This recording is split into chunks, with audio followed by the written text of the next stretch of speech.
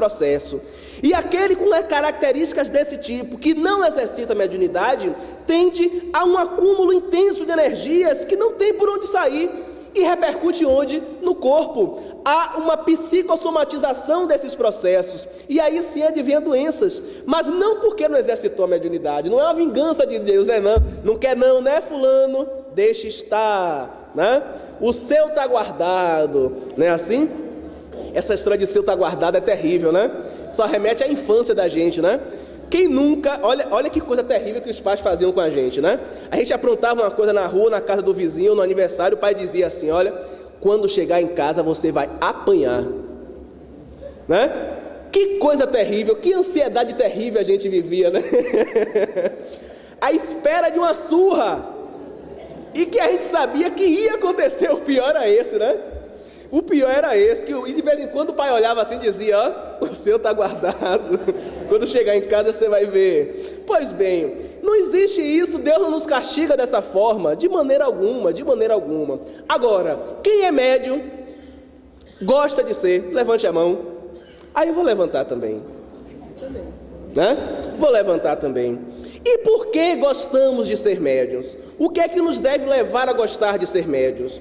O que nos deve levar a gostar de ser médiuns é, primeiro, a consciência íntima de que a mediunidade é um instrumento de evolução espiritual. Mas não é de evolução dos outros, é de evolução de nós mesmos. Os primeiros beneficiados com a tarefa mediúnica são os próprios médiuns. Vou lhes contar um segredo, posso? Agora vocês vão me prometer que vai ficar aqui, né? Diz a musiquinha que o peixe é para o fundo da rede e o segredo é para 4 paredes, né? Então que fique entre essas 4 paredes. Primeiro uma pergunta, e aí o segredo vem. Vocês acham que os espíritos precisam da gente para os socorros espirituais? De maneira alguma. Teve um amigo espiritual que nos disse uma vez, olha, na tarefa, vocês quando não atrapalham, ajudam muito. Legal, né? Eu me senti lá embaixo. Vocês quando não atrapalham, ajudam muito. Então a gente atrapalha até mais do que ajuda no processo. Antes de Kardec, não aconteciam os socorros espirituais, não? Claro que sim. Os socorros não estão acontecendo o tempo todo? Então para que existem reuniões de socorro espiritual, reuniões mediúnicas? Para nós próprios nos socorrermos. Nós nos socorremos socorrendo os outros. Costumamos dizer que o centro espírita é um hospital, não é assim? E os espíritos nos disseram uma vez, olha, vocês dizem que o centro espírita é um hospital, mas vocês não são médicos não. Vocês são doentes também. A diferença é que há doentes na maca e doentes fora da maca. Doentes que ajudam doentes. Somos todos enfermos da alma, estamos todos no processo de recuperação moral, de recuperação espiritual. Então a consciência de que estamos caminhando no processo do crescimento pessoal é que nos deve dar o prazer de ser médiuns, o prazer de ajudar, mas também a certeza de que estamos sendo ajudados. E acima de tudo a absoluta certeza de que mais não somos do que meros instrumentos. Porque o médium de si mesmo não pode produzir nada. Ele é tão somente um intermediário. A gente às vezes confunde o médium com a sua produção, confunde o médium com o espírito. E aqui nós já entramos na esfera do lidar na mediunidade com o outro, né? Lidar com a mediunidade do outro. Nós às vezes trocamos os espíritos, ou os médiuns pelos espíritos, e a produção pelo produtor. Eu me recordo de um companheiro que conheceu, ouviu uma palestra de um médium famoso e tal, um médium que produz livros muito interessantes, que virou para mim e disse, mas Pedro, fiquei decepcionado. Eu esperava tanto e encontrei tão pouco. Mas por quê? Olha os livros que ele produz. Eu digo, meu amigo, quem escreve é o espírito, não é o médium, né? Você foi em busca do espírito e encontrou o médium. Você foi em busca do mito e encontrou a pessoa. Porque é exatamente essa confusão que atrapalha a nossa forma sadia de lidar com a mediunidade. Nós mitificamos os médiuns e esquecemos que os médiuns são pessoas, são gentes comuns. Médium é uma pessoa como todo mundo, de carne e osso, não tem sangue azul correndo pelas veias. É gente que trabalha, que se cansa, que gosta de passear, gente que sofre, mas que também se alegra, gente que come e que também, né? É verdade, que sofre de dor de barriga, de dor de intestino, de tudo, que ama e que odeia, que tem atração por pessoas, que gosta, que quer se relacionar afetivamente, é uma pessoa como outra qualquer. O médium não é um ser diferente dos outros, e por isso, às vezes as pessoas se espantam, né? Quando encontro, por exemplo, eu conheço algumas pessoas que dizem, mas fulano de tal naquela festa, né? E por que não? Só porque é médium não pode ir para a festa, não? Eu costumo ir a festas, não com muita frequência, mas quando o tempo me permite, que o meu volume de atividade é muito grande. Mas, lhes confesso, viu? Quando aparece uma formaturazinha de um conhecido ou de uns alunos, que eu tenho oportunidade, eu me acabo de dançar.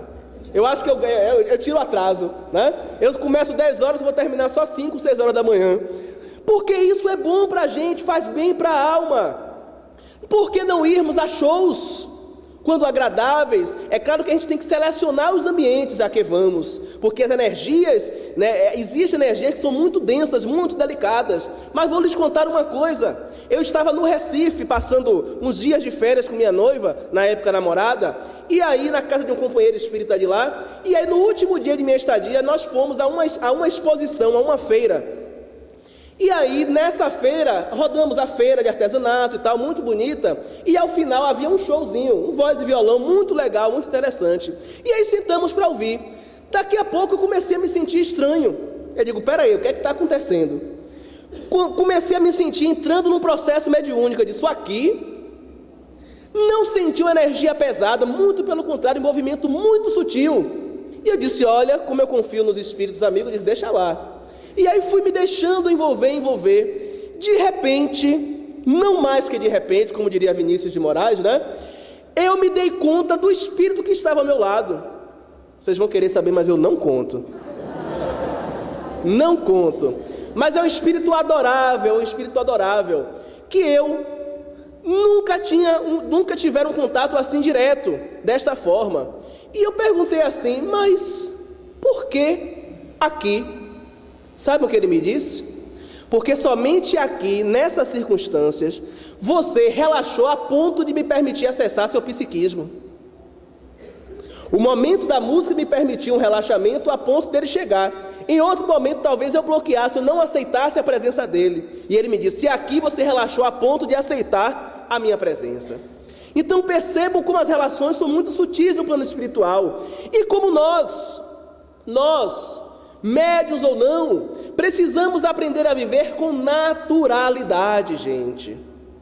Nós não podemos viver vidas artificiais. Não podemos ter uma visão artificial, porque tudo que é artificial é superficial. Não podemos, portanto, tratar os médiuns como se fossem pessoas diferentes, pessoas distantes de nós. Tudo aquilo que nós cumulamos de elogios e de virtudes que não existem na verdade, fazem com que nos distanciamos dessas coisas. Fizemos assim com Jesus, colocamos Jesus lá em cima e dizemos, quando alguém diz assim, mas Jesus mandou perdoar, aí o que é que dizemos? Mas isso foi Jesus, ele perdoou, eu não me sinto à vontade. Chico Xavier fez grandes renúncias, mas isso foi Chico, eu não sei. Mas olha, Jesus também mergulhou na carne e no osso, e nos disse duas coisas interessantíssimas: vós sois deuses e podeis fazer tudo quanto fiz e muito mais. E outra, eu venci o mundo. O que é que ele quis dizer com isso? Eu também comecei simples e ignorante, passei por todas as etapas, por tudo que estás passando e cheguei até aqui. Vós também podereis chegar. Então, Chico Xavier foi gente como a gente, pessoa como nós. Agora, foi capaz de se desligar das suas dificuldades, foi capaz de renunciar a si mesmo, aos seus caprichos para servir ao bem, mas nem por isso deixou de ser gente, nem por isso deixou de ser um espírito imperfeito, porque não era perfeito. É um espírito nobre, com certeza, mas não um espírito perfeito, que certamente ainda terá que reencarnar. Para resolver questões pessoais, como